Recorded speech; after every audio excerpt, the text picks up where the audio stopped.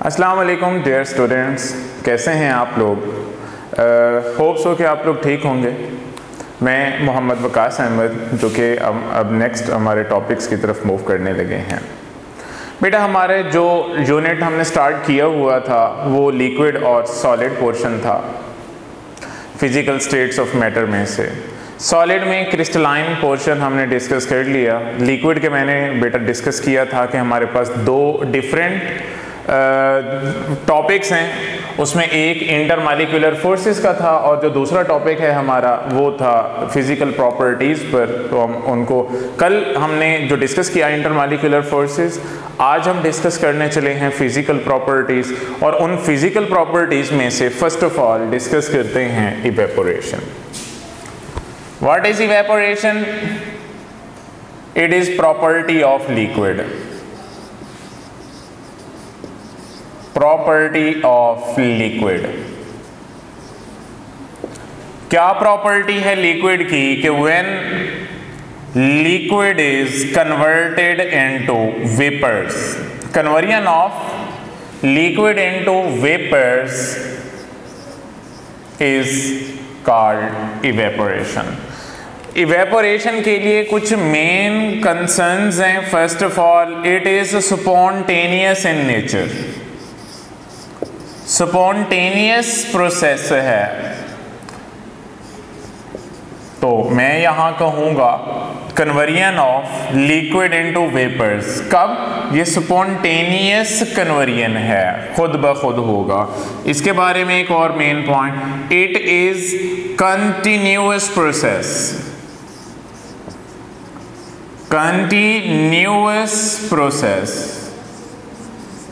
Means it occurs at all temperatures. Occurs at all temperatures.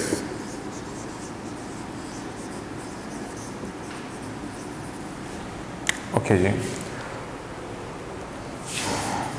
Liquid का vapour में convert होना, कहाँ से ये कन्वर्ट होंगे? It occurs at the surface. So मैं इसको कहूँगा it is surface process, surface phenomena. Surface phenomena है कन्वर्जन ऑफ लिक्विड के। लिक्विड के जो मॉलिक्यूल्स हैं सरफेस पर अवेलेबल हैं तो वो वहाँ से इस्केप हो जाएंगे। सरफेस प्रोसेस है। किस फॉर्म में निकलेंगे? वेपर फॉर्म में। डिस्कस कर लिया हमने। बेटा याद रहे कि जो अब इवेपोरेशन है इसके बारे में हम कहते हैं it is cooling process. Cooling process है। When evaporation occurs it cause cooling.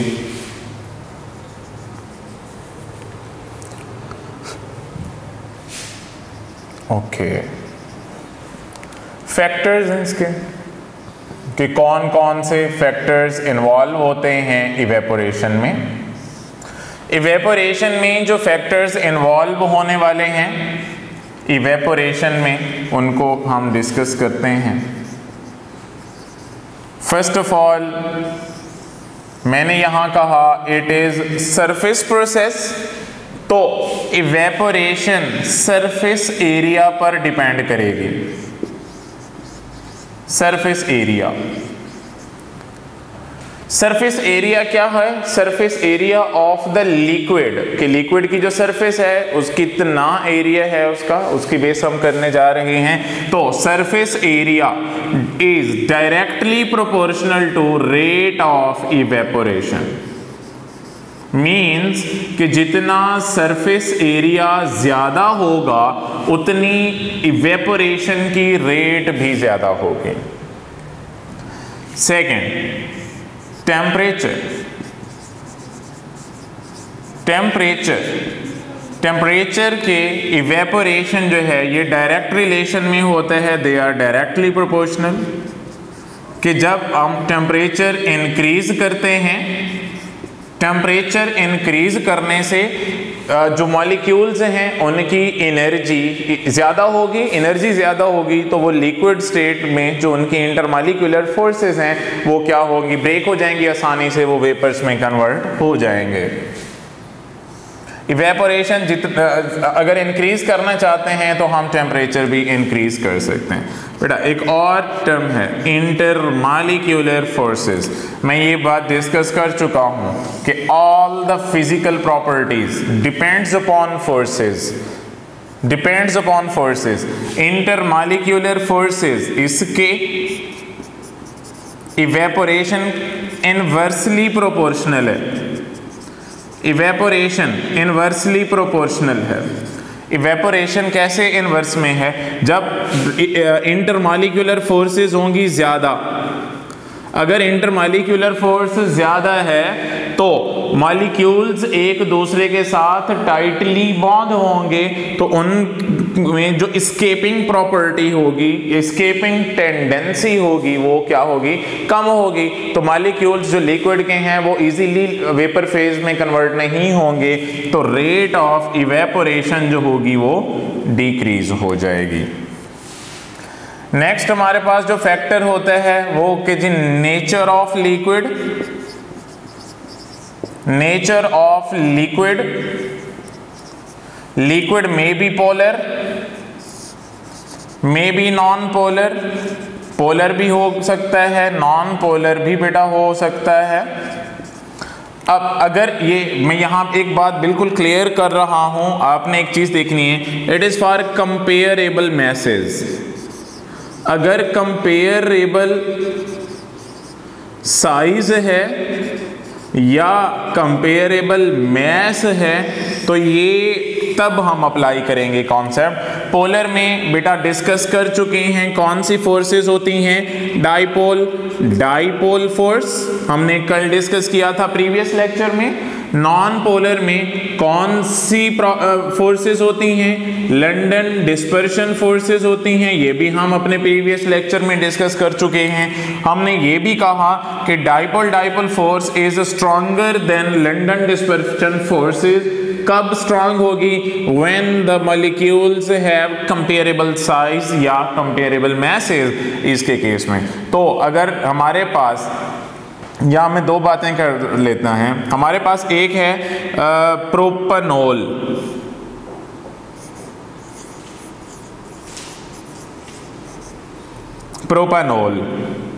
दूसरे है हमारे पास जी प्रोपेन। प्रोपेन नॉन पोलर है, प्रोपेनॉल पोलर करैक्टर रखता है। प्रोपेनॉल में स्पेशल डाइपोल फोर्स होती है जो कि H बॉन्ड आ जाता है। अब प्रोपेन जो है ये नॉन पोलर है तो इसमें LDF होगी। तो बेटा on the basis of forces हम कह सकते हैं कि H बॉन्ड या जो स्पेशल टाइप है डाइपोल फोर्स की तो वो ज्यादा होगी। तो हम कह सकते हैं कि जो इवेपोरेशन होगी, इवेपोरेशन वो प्रोपेनॉल की कम होगी। क्यों कम होगी? क्योंकि इसमें H बॉन्डिंग वीक है, H बॉन्डिंग स्ट्रांग है, इसके जो इंटरमॉलिक्यूलर फोर्सेस हैं वो स्ट्रांग हैं, तो इजीली वो वेपर्स में कन्वर्ट नहीं होगा। जो प्रोपेन है, प्रोपेन में लंडन डिस्पर्शन फोर्सेस हैं, तो London dispersion forces weak force होने की वजह से इसको इजीली इवेपोरेट कर देंगी।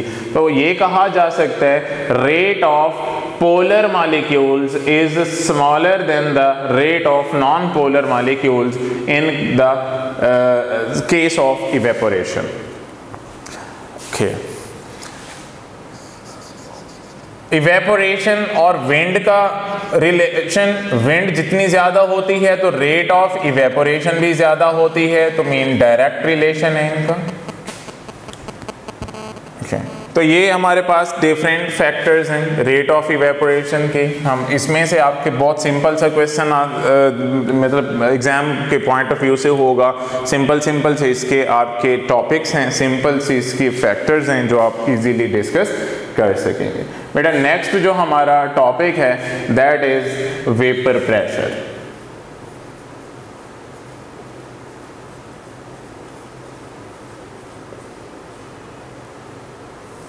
बेटा वेपर प्रेशर भी फिजिकल प्रॉपर्टी है, फिजिकल प्रोसेस है, फिजिकल प्रोसेस है। मैंने ये भी कहा कि all the physical processes depends upon intermolecular forces. तो मीन वेपर प्रेशर भी इंटरमॉलिक्यूलर फोर्सेस पर डिपेंड करेगा। हम देखते हैं वेपर प्रेशर क्या है। नेम बता रहा है वेपर, नेम बता रहा है प्रेशर।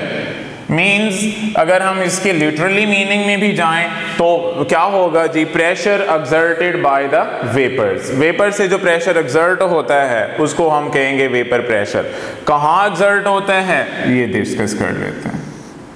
हमारे पास लेट्स सपोज एक ऑपरेटस है, इसके अंदर लिक्विड है, ये लिक्विड के जो मॉलिक्यूल्स हैं यहाँ मौजूद हैं, सारे के सारे लिक्विड है। जब हम इसको हीट करते हैं तो जो लिक्विड के पार्टिकल्स होंगे वो वेपर फेज में आएंगे। अब अगर सिस्टम क्लोज होगा तो क्लोज सिस्टम में वेपर्स अब जो ऊपर वाला एरिया है यहाँ पर इकट्ठे होना स्टार्ट हो जाएंगे। सपोज ये वेपर्स हैं, अब वेपर्स क्या करने लगे हैं, अब ये जो प्रोसेस है कि लिक्विड का वेपर में कन्वर्ट होना, this process is called evaporation, अभी डिस्कस किया है। और जब ये वेपर कोई भी होगा तो वापस ये जब लिक्विड फॉर्म में आता है, इस प्रोसेस को हम कहेंगे कंडेंसेशन। तो ये कंडेंसेशन कैसे होगी, इसके लिए एक बात मैं कर रहा हूं कि जो लिक्विड का मॉलिक्यूल है, हीट मिली, अपवर्ड चला गया। अब ये सारा गैस फेज है, गैस फेज में मॉलिक्यूल्स अवेलेबल हैं। हम ये पढ़ चुके हैं कि प्रॉपर्टीज ऑफ गैसेस में the molecules of gases move randomly, specific direction नहीं होती उनकी, वो हर डायरेक्शन में मूव करते हैं।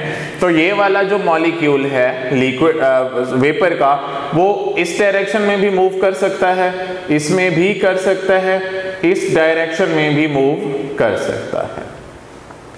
अगर ये तीन साइड से जा रहा है तो तीनों साइड्स जो हैं उनको कंटेनर की दीवार मिलेगी, कंटेनर की वॉल मिलेगी। तो कंटेनर से टकरा के डेफिनेटली उसने रिबॉन्स होना है। अब अगर वो गैस फेज में मौजूद जो वेपर है वो डाउनवर्ड आता है और लिक्विड की सरफेस से हिट होगा, मैं यहाँ इसको कंप्लीट कर लूँ, लिक्विड की सरफेस से हिट हो रहा है तो क्या होगा कि ये मॉलिक्यूल लिक्विड के करीब जब आएगा तो लिक्विड में उसमें एब्जॉर्ब हो जाएगा, मेन फोर्सेस डेवलप हो जाएंगी, तो वेपर कन्वर्ट हो जाएगा लिक्विड को, जिस को हम कहते हैं कंडेंसेशन। तो जब रेट ऑफ इवेपोरेशन इक्वल हो जाती है रेट ऑफ कंडेंसेशन के,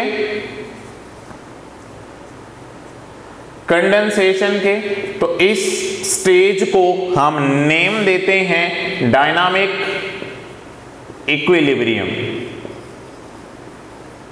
डायनामिक इक्विलिब्रियम में रेट ऑफ इवेपोरेशन और रेट ऑफ कंडेंसेशन इक्वल होगी।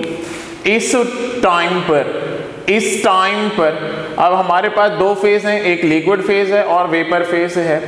तो वेपर की अभी डिस्कशन की है कि जब वेपर लिक्विड की तरफ आएगा तो लिक्विड की सरफेस पर प्रेशर एक्सर्ट करेगा, इसी प्रेशर को हम नेम देंगे वेपर प्रेशर का, और ये प्रेशर कहाँ हम मेंशन करेंगे, at dynamic equilibrium. Vapour pressure के फैक्टर्स कौन से हैं, कौन कौन से फैक्टर्स पे ये डिपेंडेंस है इसकी। फैक्टर्स, पहली बात हम ये कह सकते हैं कि it is dependent upon the evaporation, mean evaporation पे भी डिपेंड कर सकता है। मीन जो फैक्टर्स हमने इवेपोरेशन में पढ़े सेम वही करेंगे। इवेपोरेशन के डायरेक्टली प्रोपोर्शनल होता है वेपर प्रेशर, जितनी इवेपोरेशन की रेट ज्यादा होगी उतना वेपर प्रेशर ज्यादा होगा। ओके, तो मैं ये कह सकता हूं टेम्परेचर के डायरेक्टली प्रोपोर्शनल होता है वेपर प्रेशर। टेम्परेचर बढ़ाएंगे रेट ऑफ इवेपोरेशन बढ़ेगी, रेट ऑफ इवेपोरेशन के बढ़ने से ज्यादा वेपर्स जनरेट होंगे, जितने ज्यादा वेपर्स होंगे वो उतना ज्यादा प्रेशर लगाएंगे तो वेपर प्रेशर ज्यादा होगा। और फैक्टर हम डिस्कस कर सकते हैं इंटरमॉलिक्यूलर फोर्सेस का।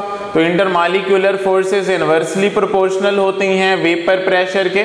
क्योंकि जब फोर्सेस ज़्यादा हैं तो आसानी से मॉलिक्यूल्स जो होंगे वो वेपर्स में कन्वर्ट नहीं होंगे। जब वेपर में कन्वर्ट नहीं होंगे तो वेपर्स कम बनेंगे, वेपर कम तो वो प्रेशर भी कम एक्सर्ट करेंगे। इंडिपेंडेंस, कुछ ऐसे भी फैक्टर्स हैं जिन पर वेपर प्रेशर डिपेंड नहीं करता। उनमें से पहली बात surface area. It is not surface process, तो सरफेस एरिया पर डिपेंड नहीं करेगा। क्यों नहीं करेगा? क्योंकि जितना ज्यादा सरफेस एरिया होगा लिक्विड का उतना ज्यादा वेपर बनेंगे, लिक्विड वेपर फॉर्म में जाएगा, तो जितने वेपर्स बनेंगे उतने वापस भी तो आएंगे, तो मीन रेट ऑफ इवेपोरेशन और कंडेंसेशन तो इक्वल होगी, तो सरफेस एरिया डिपेंड नहीं करेगा। मीन जितने वेपर बनेंगे उतने वापस लिक्विड फेज में भी आएंगे। और सेकंड जो इसका है वो होता है जी अमाउंट ऑफ लिक्विड। मीन कि ये अमाउंट ऑफ लिक्विड पे भी डिपेंड नहीं करता, जितना लिक्विड होता है वेपर प्रेशर जनरेट किया जा सकता है। ओके, इसमें vapour pressure increases, vapour pressure increases by increase in temperature. Temperature बढ़ाने से वेपर प्रेशर बढ़ता है। इसमें देखिएगा 0 डिग्री सेल्सियस पर वाटर के केस में 0 डिग्री सेल्सियस पर जो वाटर का वेपर प्रेशर होता है ये होता है 4.579 टॉर। टेम्परेचर जब राइज करते हैं 10 डिग्री सेल्सियस तक तो वेपर प्रेशर इंक्रीज हो जाता है 9.209 टॉर तक। अगर टेम्परेचर है हमारे पास 90 डिग्री तो 90 डिग्री सेल्सियस पर वेपर प्रेशर होता है 527.8 टॉर।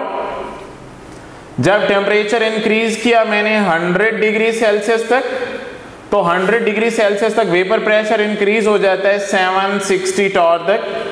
अब देखें यहां इन दोनों केसेस में मैंने कितना टेम्परेचर राइज किया है 10 डिग्री सेल्सियस। ऊपर वाले केस में भी 10 डिग्री सेल्सियस राइज किया है, नीचे वाले केस में भी 10 डिग्री सेल्सियस राइज किया है। तो अब ऊपर वाले केस में 10 डिग्री से जो चेंज आया है वेपर प्रेशर का वो कम है, नीचे वाले 10 डिग्री में अगर चेंज आया है तो rate of change of vapour pressure ज्यादा आया है। तो बेटा ये ऐसा क्यों हो रहा है? It is only because of intermolecular forces. Intermolecular forces higher temperature पर वीक होती हैं, तो अब थोड़ा सा भी टेम्परेचर चेंज करते हैं, राइज करते हैं, तो वेपर प्रेशर या जो फोर्सेस हैं काफ़ी वीक हो जाती हैं, तो वेपर प्रेशर काफ़ी इंक्रीज हो जाता है। तो बेटा याद रखिएगा rate of change of vapour pressure at higher temperature is greater than the rate of change of vapour pressure at lower temperature. तो बेटा ये हमारे दो टॉपिक्स हैं, इवेपोरेशन का और वेपर प्रेशर का। तो इंशाल्लाह नेक्स्ट बोलेंगे नेक्स्ट टॉपिक से। जज़ाकल्लाह, अल्लाह हाफिज़।